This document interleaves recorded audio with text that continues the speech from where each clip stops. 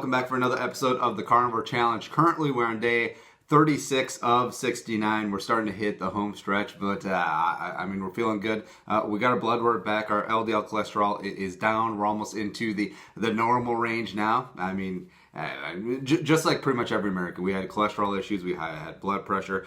We were pre-diabetic, you know, that whole thing, but just dropping the sugar, dropping the grains, it pretty much dropped going zero carb a couple months ago, and then starting this meat eating challenge. It's really helped out. And the place I noticed the most is energy. You know, just energy. Plus, it's really important too, as we're going through the football season. I'm primarily a football guy. By the time you watch this, though, the Vikings may be out, which would be sad, but yeah, well, whatever. So now we're just going to walk through a day in the eating. I always found this interesting when you're reading about people on any kind of diet they're on, whether it be ketogenic, whether it be no sugar, no grain, carnivore, or even vegan. Like even vegan, just going through what they eat in a day, I always found that interesting. So here's what we do.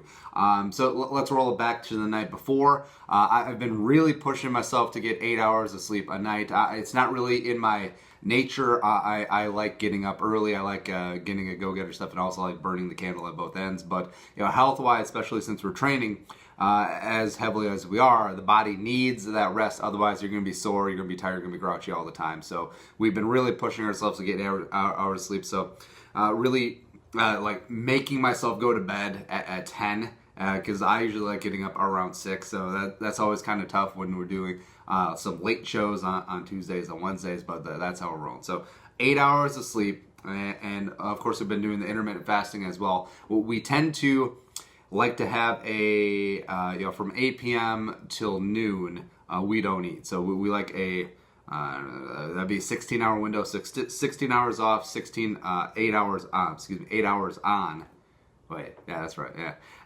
But then the nights that we were out late, because after the show on Wednesday, we do a football podcast on Wednesday a little bit later on. We go out and we get wings afterwards. I mean, that's my little cheat, a little something. And so that's usually about 9. And what I'll do on Wednesdays then is I'll push the intermittent fasting back till 1.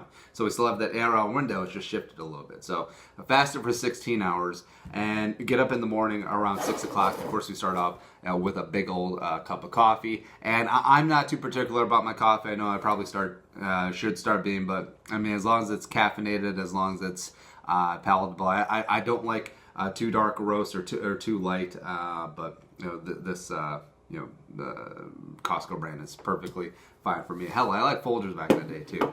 So I have a big old thing of coffee, and also what I'll do, might be a little bit cheating here, but I'm not fully in ketosis, is just to satiate and also to balance things out, because this carnivore challenge thing, it basically is a ketogenic diet.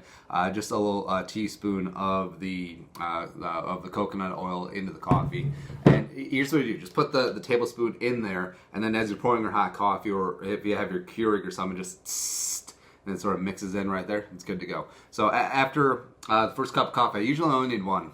Sometimes 2 if I'm dragging ass that day. Fill this thing up with ice and water, and then just keep it full all day. This, great thing about spending a couple of bucks, I think this is like 14, 15 bucks. Like tumblers like these are so insulated is that they will keep hot beverages hot for 8 hours. They'll keep cold beverages cold for 12 hours. Like this ice is from last night. It's kind of crazy. Well, there's also something else in there last night.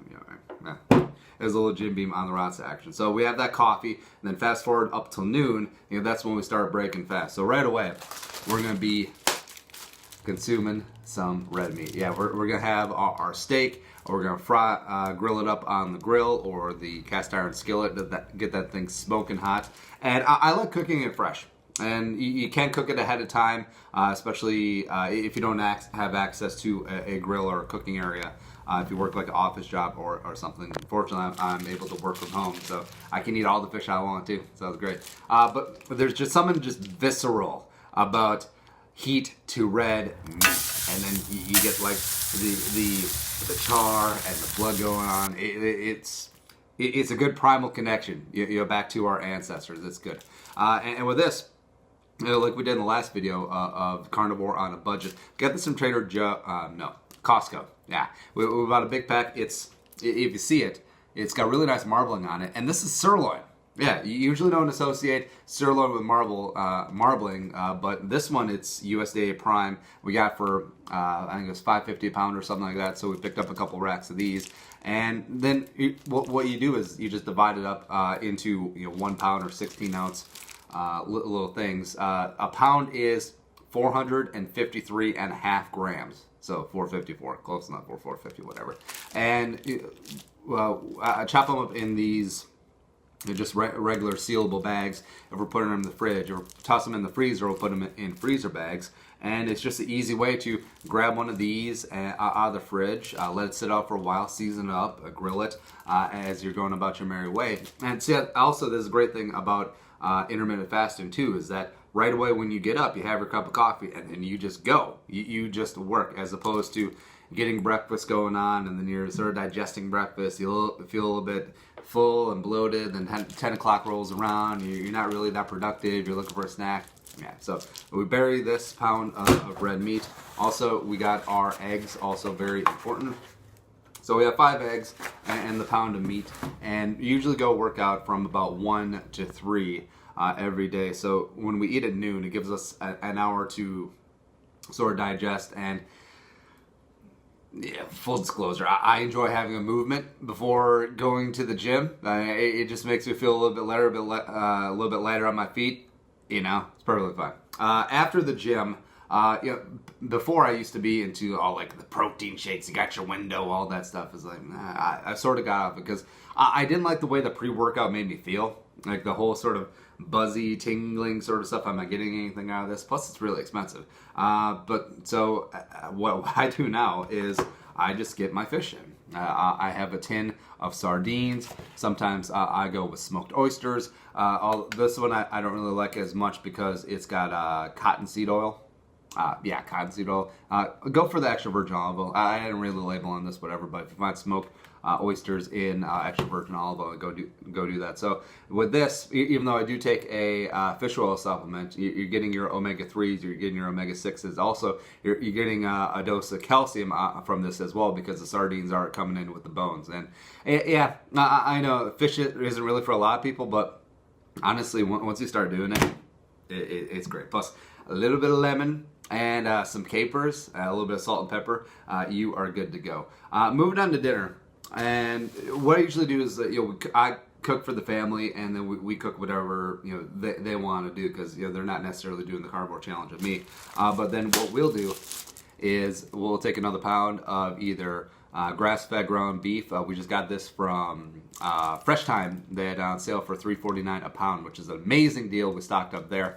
Or I'll get ground bison, or we got some ground elk in the freezer too that I'm saving, because that is really delicious. It's lean. Would like it to be a little bit fattier. I think this is 85-15. I like 80-20 meat. But what we do is just either fry it up in a pan, toss it out on the grill, and you're good to go there.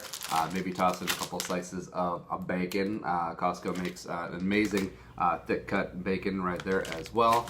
And I mean, sort of that's how we roll. That's the night. And if you'll find towards the end of the night is you're having like 2 big meals. I know that the whole movement towards you have to have 6 small meals in a day.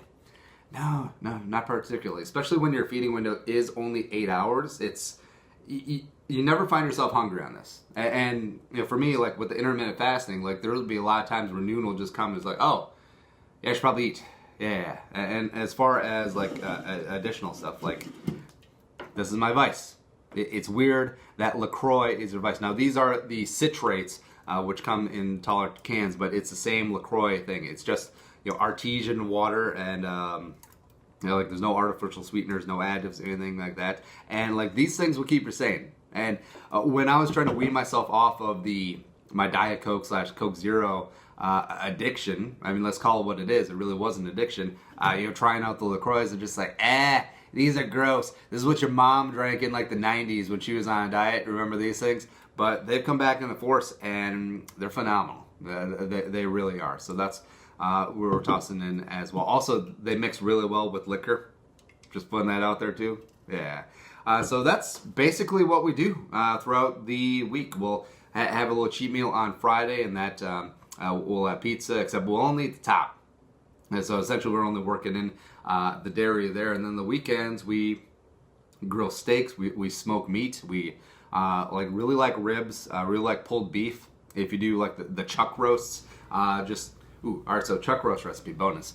Take just 2 giant ass chuck roasts and then smoke them on the grill. Let them get a nice bark on there, 3 hours at 250 degrees. Then put them in the oven for 250 degrees, covered, and also swimming in some beef broth for 2 more hours, and just let all of that just like break down and get all nice and tender, and just like pull apart like you would a pulled pork. Oh man, it is so good. It is so amazing. But and that's basically it. I mean, we've been on the Carnivore Challenge for 5 weeks, and it is really easy.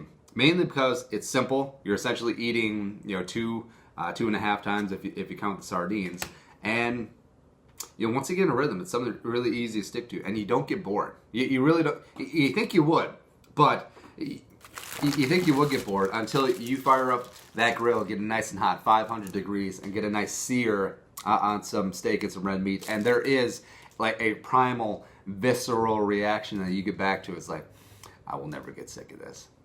It's something big. Yeah. Anyways, subscribe, hit that button if it's over here or if it's down below, whatever. Keep following along with the Carnivore Challenge.